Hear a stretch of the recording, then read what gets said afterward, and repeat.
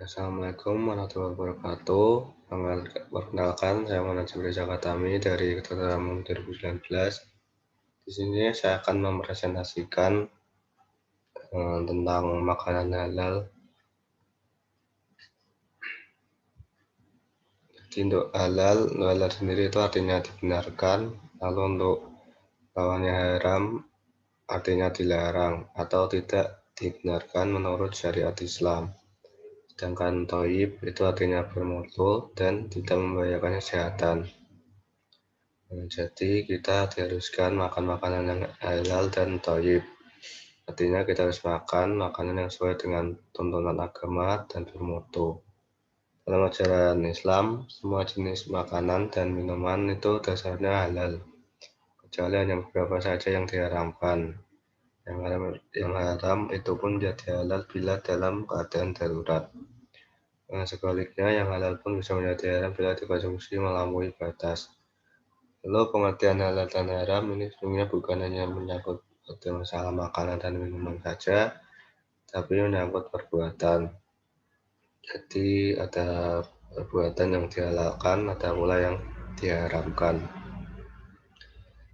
Ini saya jelaskan, hai manusia, makanlah dari apa yang terdapat di bumi yang halal dan thayyib, dan janganlah kamu menuruti jejak setan yang suka melanggar atau melampaui batas.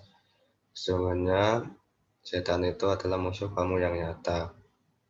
Lalu diharamkan bagi kamu sekalian bangkai, darah, daging babi, dan binatang yang disembelih dengan tidak atas nama Allah, binatang yang tercekik, yang dipukul, yang terjatuh, yang ditanduk, yang diterkam binatang buas, kecuali kamu sempat menyembelihnya. Dan diharapkan juga bagimu binatang yang disembelih untuk dipersembahkan pada berhala.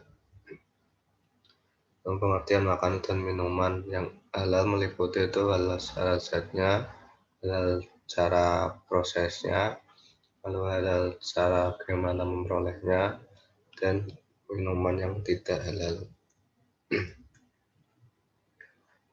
Pertama, makanan yang halal secara zatnya, Allah Maha Pemurah lagi Maha Pengasih, terlalu banyak bahan, hampir semua jenis makanan adalah halal dan dapat dikonsumsi. Sebaliknya, terlalu sedikit jenis makanan yang diharamkan yang tidak boleh dikonsumsi. Hikmah pelarangan tersebut jelas Allah yang Maha mengetahui. Adapun kebaikan dari adanya larangan tersebut jelas untuk kepentingan dan kebaikan bagi manusia untuk manusia itu sendiri. Di antaranya sebagai penguji ketaatannya secara beraniah melalui makanan dan minumannya, dan agar manusia tahu atau mau bersyukur. Lalu bangkai, darah, dan babi secara tegas diharamkan oleh Allah.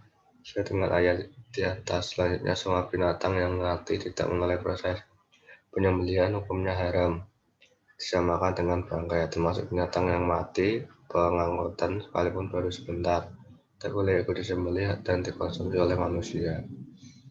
Lalu ada makanan yang halal menurut cara prosesnya. Makanan yang halal tapi bila berbeda dengan cara tidak halal maka menjadi haram. Proses secara tidak halal itu bila dilakukan penyembelihan hewan yang tidak dilakukan oleh seorang muslim dengan tidak menyebut nama Allah dan menggunakan pisau yang tajam. Lalu penyembelihan hewan yang jelas-jelas diperuntukkan atau digunakan pada berhala, lalu karena darah itu diharamkan, maka dalam pilihan darah hewan yang disembelih harus dikeluarkan secara tuntas, dan urat nadi leher dan saluran nafasnya harus putus dan harus dilakukan secara santun menggunakan pisau yang tajam. Daging hewan yang halal, selanjutnya daging hewan yang halal tercemar oleh zat haram atau tidak halal menjadi tidak halal. Pengertian tercemar di sini bisa melalui tercampurnya dengan bahan tidak halal, beberapa bahan baku, bumbu, atau bahan penolong lainnya. Bisa juga karena tidak terpisahnya tempat dan alat yang digunakan memproses bahan tidak halal. Selanjutnya ada pun ikan baik yang hidup di air tawar maupun yang hidup di air laut, semuanya halal walaupun tanpa disembelih, termasuk semua jenis yang hidup di dalam air. Selain yang di atas, beberapa jenis binatang yang diharamkan oleh sementara pendapat ulama, namun dasarnya masih mengundang perbedaan pendapat. Lalu halal cara memperolehnya. Seseorang muslim yang taat sangat memperhatikan makanan yang dikonsumsinya. Jadi Islam memberikan tuntunan agar orang Islam hanya makan dan minum yang halal dan thayyib.